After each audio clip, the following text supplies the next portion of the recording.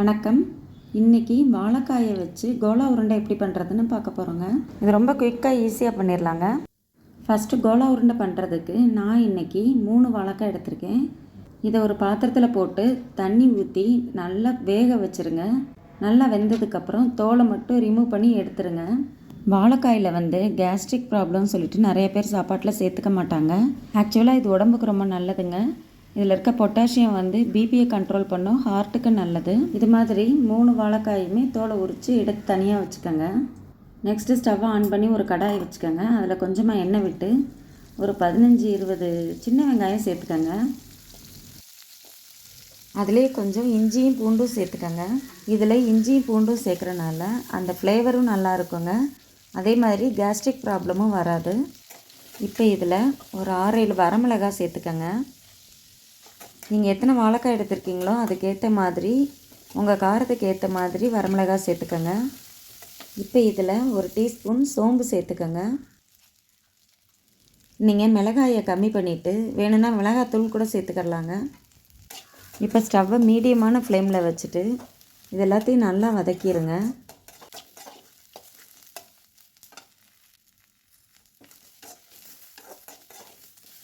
இப்போ இதிலையே ஒரு 4-5 கருவேப்பிலை சேர்த்துக்கோங்க. ரொம்ப சேர்க்க வேண்டாம். நெக்ஸ்ட்டு கொஞ்சம் தேங்காய் பல் கட் பண்ணி போட்டுக்கோங்க. இது நீங்கள் தேங்காய் துருவியும் போட்டுக்கலாங்க.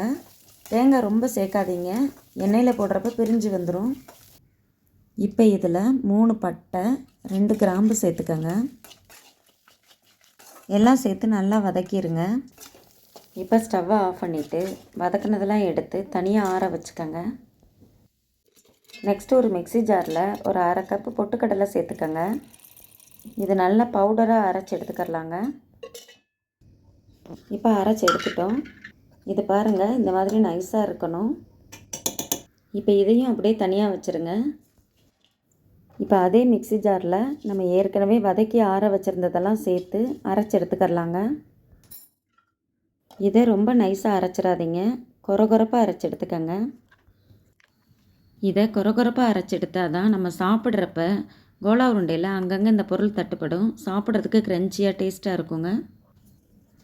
இப்போ நம்ம எடுத்து வச்சுருக்கிற வாழைக்காயை அப்படியே துருவி எடுத்துக்கோங்க. கேரட் துருவியில் துருவிக்கோங்க. நம்ம வாழைக்காயை வேக வச்சதுக்கப்புறம் அதுக்குள்ளே இருக்க அந்த விதையெல்லாம் சில நேரத்தில் கருப்பாக இருக்குங்க. அது ஒவ்வொரு வாழைக்காயும் அந்த வெரைட்டியை பொறுத்து மாறும். அப்படி பிளாக் ஆனாலும் பிரச்சனை இல்லைங்க. எல்லாத்தையும் பிசைஞ்சு தான் போட போகிறோம்.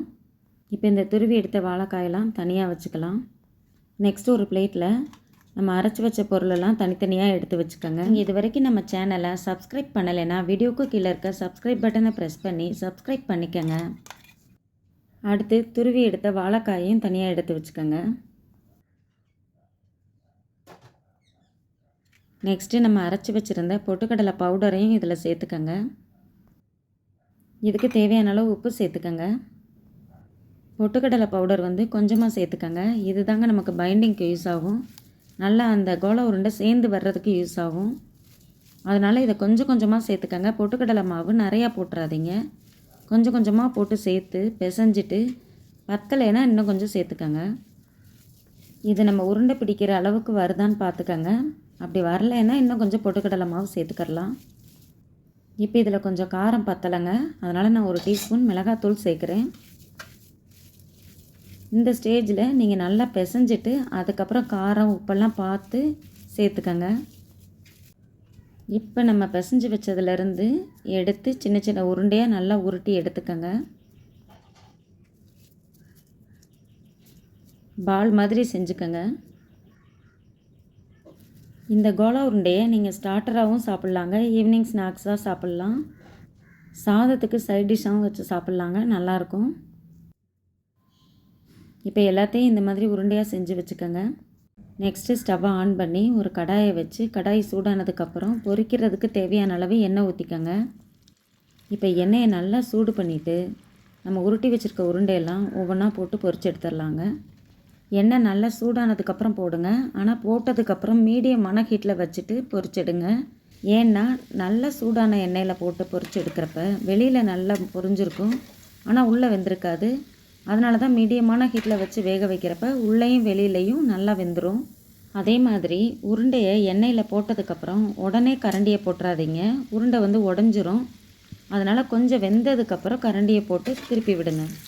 இப்போ பாருங்கள், நல்லா கிறிஸ்பியான கோலா உருண்டை ரெடி ஆயிருச்சு. இதை நீங்கள் செஞ்சு பார்த்து எப்படி வந்துச்சுன்னு எனக்கு கமெண்ட் பண்ணுங்கள். மற்றவங்களுக்கும் ஷேர் பண்ணுங்கள். இது வரைக்கும் இந்த வீடியோ பார்த்ததுக்கு ரொம்ப நன்றி. தேங்க்ஸ் ஃபார் வாட்சிங்.